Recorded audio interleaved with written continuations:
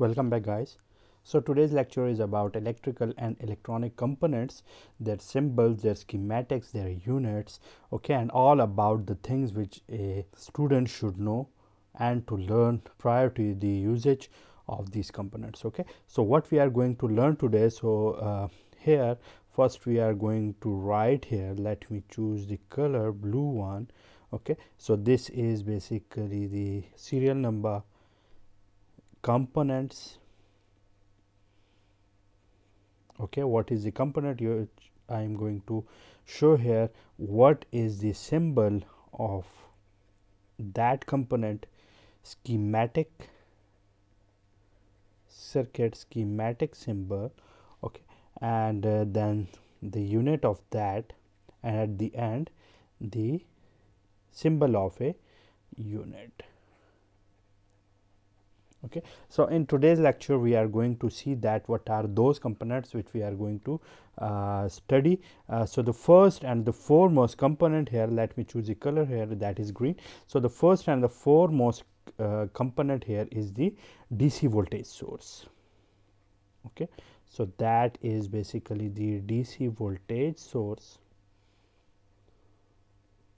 The symbol of it, usually DC voltage sources are represented by the capital symbols, which is V or E. Okay, schematic or circuit design schematic of it is either it is represented by this one, where these are the polarities, or it is also represented by this one as well. Okay, usually another sign is also used, which is like this one. Okay, but this is for a battery. Okay, if you have a battery, so this is usually used. Okay, this one is used. So unit of it is volts. Okay, its unit is volt because this is a voltage source, and the unit symbol here is also V. So this is the first component which we had to see. The second component here is the AC voltage source. AC voltage source. So the symbol of it is also same, but usually in many textbooks and in many scenarios, smaller V is used for the AC voltage sources, while E of S is also used for it. The schematic symbol of it is the same, and that is here, while inside of it a little sinusoid is used, while the polarities of it are given here. The unit of it is also volts.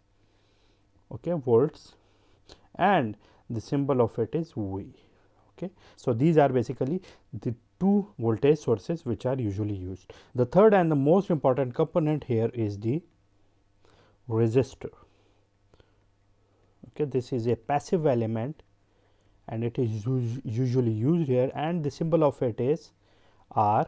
Schematically it is represented by this one. Okay, and the unit of it is ohm.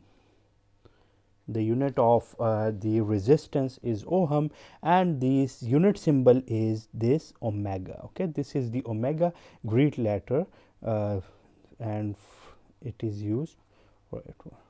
Okay, so that is the omega. Let me write it again clearly. Okay, so this is the omega. Another component here is also a part of the resistor, so therefore that is called a variable resistor. So in many cases you guys might have seen a variable resistor as well.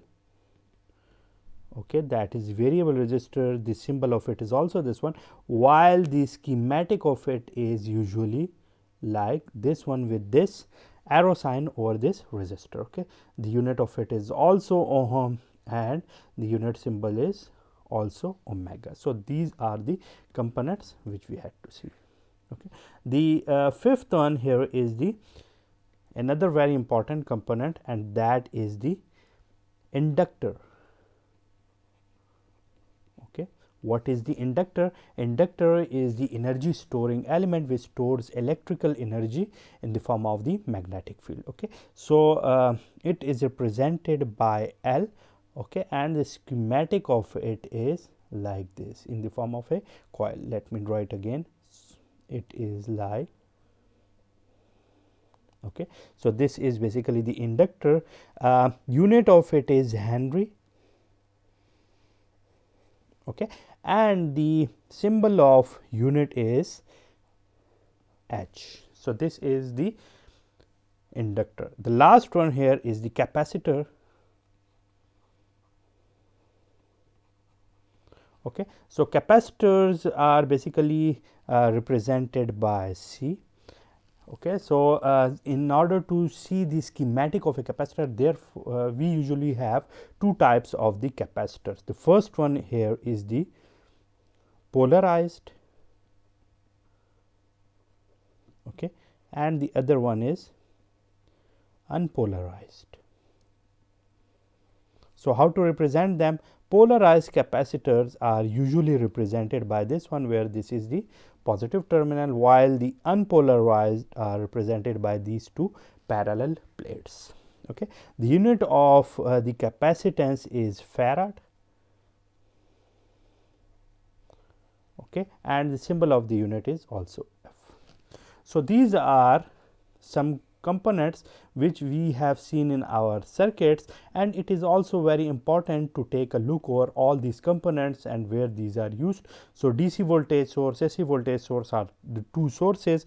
Resistor is used to impede the speed of the charges, therefore, it is used to resist the flow of a current. Therefore, inductor is the electrical component which is used to store the electrical energy in the form of the magnetic field, while capacitor is also the energy storing device which stores electrical energy in the form of the electrical field or electric field. So, that is it for today, in which we have seen all the components which are usually used in the electrical circuits. So, with other components and with more explanation, I will see you in upcoming video. Thank you so much, and I will see you soon.